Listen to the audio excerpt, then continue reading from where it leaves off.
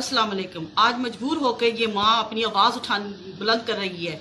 आपने ये क्या पाकिस्तान को बना दिया है? ये तो दिल हमारा दहल रहा है जो हम ये देख रहे हैं।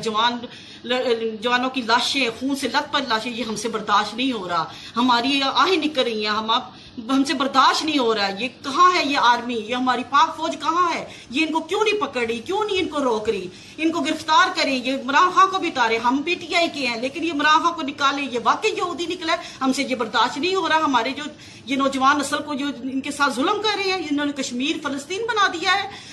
हम जैसे उनकी माएँ तड़प रही थी वैसे अब हम तड़पे। हमसे ये बर्दाश्त नहीं हो रहा। ये फौरन आर्मी से मैं अपील करती हूँ कि ये अपने इनको सारे सियासतदानों को पकड़े, ये शेख रशीद को भी पकड़े, इनको फांसियां दे, इनको अंदर करे, इनकी हुकूमत को बिल्कुल फौरन इनको उतारे।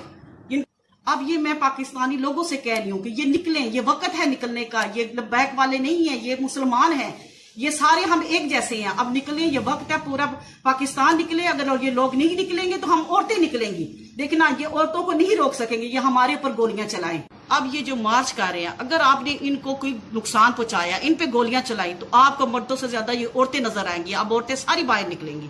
मेरी हर पाकिस्तानी मर्द और औरत से दरख्वास्त है कि वो अपने कम से कम अपने जज्बात का इजहार तो करें जैसे मैंने किया है सारे। अब ताकि इनको पता चले कि ये सिर्फ लब्बैक का मसला नहीं, ये पूरे मुसलमानों का मसला है।